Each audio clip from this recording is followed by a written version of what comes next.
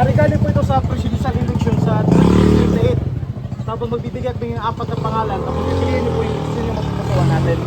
So sa ngayon po, ang umusbo ng pangalan is Sara Duterte, Leni Robredo, Rapi Tulfo, and Risa Ontiveros. Sino po sa 4 na posible ito mapusuan sa 2028 po? Sara po kami. Sara. Pwede bang magtanong kung bakit? Kung bakit Sara po yung pusuan po ninyo? Mas maganda-ganda po itong malakad dito talating kaysa kay BBM.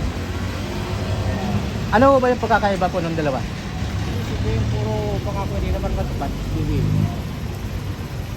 Yan o, pasasabihin niya, totoo, 30. Okay. So, Sa'yo sir, sino sa'yo sir? Ang ano na kami, ganun din sa akin. Opo. Sino sir? Sino po? Sara. Sara Duterte. Ganun din. Sir, bakit Sara? Bakit Sara po? Kasi magkaiba lang lahat. Ayan, para mapaganda yung ano, ayan. Sige sir. Kasi yan si Sara. Talagang totoo ang lahat ng ano niya kay Duterte. Walang ano. Thank you sir. Thank you. Salamat sa 2020. Baka po meron na po kayo napupuso ang tatakbong presidente po natin. Si VP Sara, si Risa Ontiveros, si Leni Robredo, at saka si Mr. Rafi Tulfo. Sino po yung napupusuan po natin sa kanila po? Sara po. Opo, Sara daw. Si Sara, bakit po sir? May kunti ka bang magbibigay ng example? Bakit Sara? Po si Sara. Para po sa matulungan sa mga bihira. Thank you. Thank you sir. Salamat. Thank you Duterte na kaibigan. Kitang-kita nyo naman sa video. So malakas agad, no? Lakas talaga. Malakas. Kung titingnan natin, Blockbuster. baka babawi yung ibang gusto. Tingnan natin mamaya-maya, baka babawi yung ibang mga kandidato. Idol, napakadami nila idol, oh. Bukata na tayo dito. Dito marami nila. Leni Robredo, Sara Duterte, Rapi Tulfo, and Risa Ontiveros po. Sino po yung tayong posibleng pupusuan natin sa 2028 po? Yes po sa 4. Sara, Leni Robredo, Rapi Tulfo, and Risa. Leni Robredo. Bakit po ma'am, Leni Robredo? Basta maganda. Okay, thank you. How about you ma'am? Kaya po, Nay, baka meron po kayo napupusuan din. Opo. Sara Duterte. Sara do. Bakit po ma'am? Gusto ko maano na lahat ng mga adik. Ayan. So yan yung pinaka-reason mo ma'am, bakit Sara Duterte? true. How about you ma'am? Yes, kayo po. Sino po? Sara Duterte din. Bakit naman po si Sara din kayo? Malinis yung mga adik. Ayan, no? So yung yun na nga mga kaibigan, ang gusto nila malinis talaga ang mga adik. Manila. Thank you ma'am ha. Thank you, Salamat thank po, you.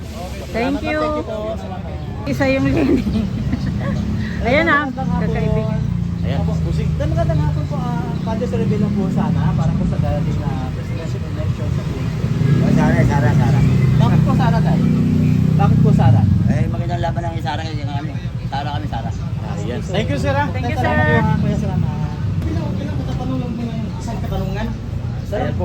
Regarding po ito sa presidential election sa 2028 sir. Opo. Tapos magbibigay kami ng 4 na pangalan, Leni Robredo, Rapi Tulfo, Sara Duterte, and Risa Ontiveros. Sino po sa 4 sir? Yung ano po? Yung pwede mong Iboboto. mapupuso ang iboboto or papiliin sa 2028. Lin po. Leni Robredo. Pwede pong malaman bakit?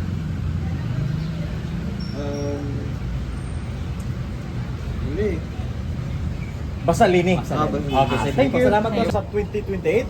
So magbibigay kami ng 4 na pangalan, Leni Robredo, Sara Duterte, Rapi Tulfo, and Risa Ontiveros. Sino po sa 4 na mapupusuan natin sa 2028 po sir? So, Lenny ako. Bakit po sir?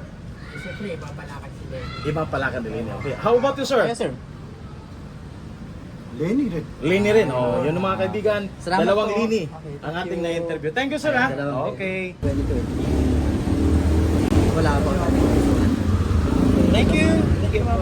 Regarding po sa presidential election sa 2028, so may 4 po na pangalan na may bibigay.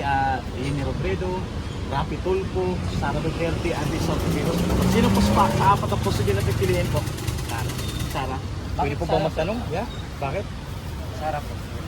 Yun lang. Okay, sige. Thank you, Sara. Yeah. Regarding po sa presidential election 2028, may 4 po kami pangalan ibibigay. Sara Duterte, Leni Robredo, Rapi Tulfo, and Risa Ontiveros. Sino po sa 4 na posible pipiliin po? Rapi Tulfo. Rapi Tulfo. Pwedeng malaman sir, bakit? Magaling yun. Magaling. Wala na iba? Basta magaling. Okay, thank you sir ha. Sir, kayo po. Wala napupusuan. Wala na. Sir, kalisorbe lang po. Hindi lang. Regarding po sa presidential election 2028. Nagbibigay pa akong apat na pangalan. Leni Robredo, Sara Duterte, Capitol po ang Rizon Tavera. Sino po sa apat ang posibleng piliin, sir? Yung Tibiro. Bakit po si Rizon Tavera, sir? Kasi palaban eh. Palaban. Ano pa, sir? Marami siya natutulungan. Marami siya natutulungan. So, wala na iba? Meron. Ano pa? Talino. Matalino. Okay. So, Malaban ka siya doon eh. lumalaban sa... Kahit na presidente ka nila labanan eh. Okay, sir. Thank you, sir. Yan, pinili ni tatay si Kayo po, Rizon may Tavera. napupusuan na po kayong Ayan. presidente para sa Leni Robredo, nakaping ko. Ayan po mga kaibigan, Rizon Taveros and Leni Robredo po. Ay, bakit po ma'am? Bakit Leni? Magaling si Lenny. Magaling si Saka Lenny. Parang wala siyang corrupt na, parang malinis naman siya. Okay siya. Okay, thank you mama. Thank you. Ma'am, good afternoon. Regarding po sa presidential election sa 2022 po, nagbibigay pa kami ng apat na pangalan. Rizon Taveros, Rapi Tulfo, Sara Duterte, and Leni Robredo. Sino po sa apat na posibleng piliin, ma'am? Sara Duterte. Pwede pong malaman. Bakit? Gusto ko lang. Ayan. So, presidential election po 2028. Magbibigay pa kami ng apat pangalan. Leni Robredo, Sara Duterte, Rapi Tulfo, Rizon Taveros. Sino po sa apat, ma'am? Ako ay Risa. Si Visa. Risa. Bakit po Risa, ma'am? Basta, may iba naman. Ma'am, para may iba naman. Okay, thank you, ma'am. Sir, kalisolve lang okay lang po, sir. Matatanong, sir. Regarding po sa presidential election sa 2028. Meron pa kami bibigay na apat pangalan. Leni Robredo, Sara Duterte, Rapi Tulfo, and Rizon Taveros. Sino po sa apat, sir? Posibleng piliin, sir? Sara Duterte. Ayan. Pwede malaman, sir. Bakit? Kasi para bumalik yung katahimikan sa kalye. Bakit, sir? Anong napansin natin ngayon sa kali, sir? Katapos maglakad sa gabi. So in other words, sir, nung panahon ni PRD, iba kaysa ngayon. Diba? Sir, sino-sino ho ba yung mga kinakatakutan niyo sa sa kalye? Mga ondater, snatcher, mandurokot. So bumabalik na yan ngayon. Opo. Ayan. So naniniwala po kayo na kung si Sara Duterte maging presidente ay mawala niya lahat yan. Makagayahin niya tatay niya, di ba? Okay. Or mas masahol pa, sir, no? Mas matindi. Thank you, sir. Thank you, thank you. Okay, salamat, Salamat, sir. sir. Sige, sir. Ang pangalan, Sara Duterte, Leni Robredo, Rapi Tulfo, and Rizon Taveros. Sino po sa apat na posibilidad piliin, sir, sa 2028? Leni Robredo. Bakit po, sir? Kababayan ko yan eh. Taga Bicol. Okay. Magkalisulti lang kami sa presidential election sa 2028. Okay lang po ba? Okay, thank you. Dahil sa presidential election 2028. Yeah. Magbibigyan lang po kami ng apat na pangalan ko. Okay lang po. Opo, ang naano po nga mga pangalan ngayon, ma'am, is Sara Duterte, Leni Robredo, Rapi Tulfo, and Rizon Taveros. Sino po sa apat na posibleng piliin sa 2028 po? Sara.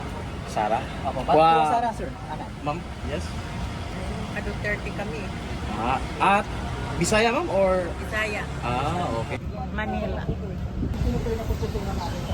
Election sa 2028. VP Sara Duterte, Rizon Taveros, Leni Robredo, or Mr. Rafi Tulfo. Wala rin akong ano dyan sa pagbuboto.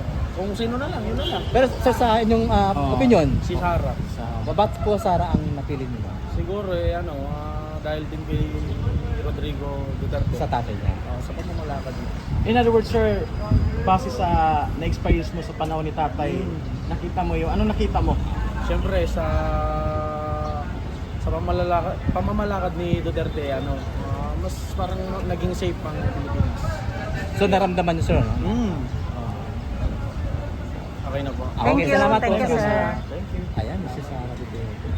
Sir, sir, magandang hapon. Hi, Sir, sir! pwede po ba, sir? Na malaman po namin kung sino po yung napupusuan po nating presidente sa darating po na... Sa 20.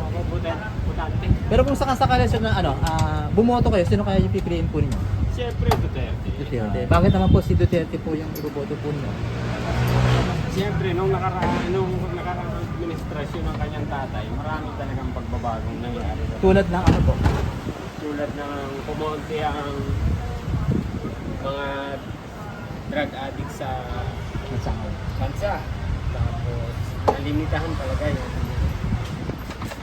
yung drugs sa Pilipinas. In other words, sir, based sa iyong experience, maganda talaga ang epekto ni Tatay Digong, parang ganon. Oo naman. Okay. Thank you, sir. Thank you,